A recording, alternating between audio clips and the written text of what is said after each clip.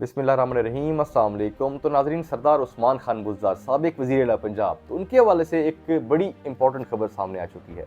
तो उस्मान बुज़दार साहब ने कुछ दिन पहले उन्होंने अनाउंस किया था कि वो आज़ाद हैसियत से इलेक्शन लड़ेंगे। मैंने आपको खबर बताई थी। तो लेकिन उस्मान बुज़दार साहब ने फिर शायद हालात को देखा, उन्होंने दोबारा से ये अनाउंसमेंट की कि वो इलेक्शन नहीं लड़ेंगे। तो जो उन्होंने फ़ैसला किया था सियासत के मैदान के अंदर उतरने का, तो उन्होंने उस फैसले को दोबारा वापस ले लिया।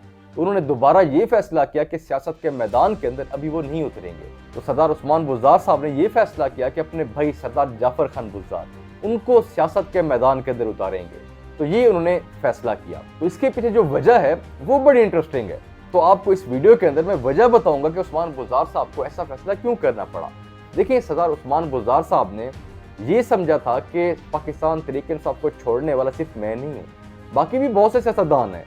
खासतौर पे पाकिस्तान तहरीक-ए-इंसाफ को छोड़ने वाले डीजी खान के सारे सरदार, बड़े बड़े सियासतदान सारे ही शामिल थे। ये उनकी सोच के अंदर था।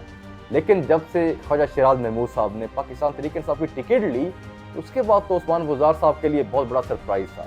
वैसे सरदार उस्मान बुज़दार साहब के लिए नहीं, पूरे डीजी खान के सियासतदानों के लिए सरप्राइज़ था। तो सारे यही समझ रहे थे कि ख्वाजा शराज महमूद साहब वो भी पाकिस्तान तहरीक-ए-इंसाफ को छोड़ चुके हैं। लेकिन जब उन्होंने टिकट ली, पाकिस्तान तहरीक-ए-इंसाफ ने ये अनाउंस किया कि ख्वाजा शराज महमूद साहब उनकी तरफ से कैंडिडेट होंगे, तो ये सबके लिए बहुत बड़ा सरप्राइज़ था।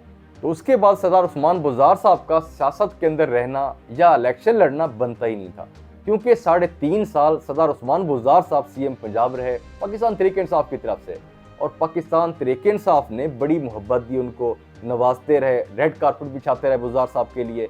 और दूसरी साइड पे ख्वाजा शराज महमूद साहब, उनको उनकी जमात, उनकी हुकूमत 3.5 साल इग्नोर करती रही।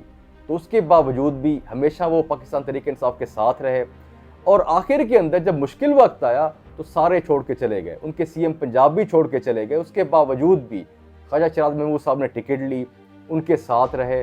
तो ये चीज़ देखने के बाद उस्मान बुज़दार साहब ने ये फैसला किया कि अब उनका इलेक्शन के अंदर रहना बनता ही नहीं है। तो मेरे ख्याल से उनका इलेक्शन लड़ना पॉसिबल ही नहीं था, क्योंकि उस हल्के के अंदर वो क्या कैंपेन करते। मतलब 3.5 साल जिस जमात ने उनको सीएम पंजाब बनाया, तो उस जमात के कैंडिडेट के खिलाफ कैसे कैंपेन करते वो, तो क्या बयानिया होता। वो तो ये समझ रहे थे कि अब यहाँ पे कोई भी बड़ा सियासतदान टिकट नहीं लेगा, तो पाकिस्तान तहरीक-ए-इंसाफ की जो टिकट्स होंगी शायद किसी छोटे मोटे वर्करों के पास होंगी।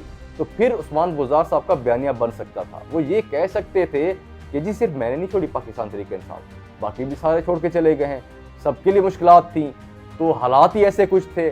तो ये बयानिया बन सकता था। जब ख्वाजा शराज महमूद साहब ने वहाँ पे टिकट ले ली, तो उसके बाद तो फिर कुछ बयानिया बनता ही नहीं था। तो वैसे पाकिस्तान तहरीक-ए-इंसाफ की टिकट्स तो नहीं है इस टाइम, तो बल्ले का निशान भी नहीं है, लेकिन पाकिस्तान तहरीक-ए-इंसाफ की सपोर्ट उनके साथ है।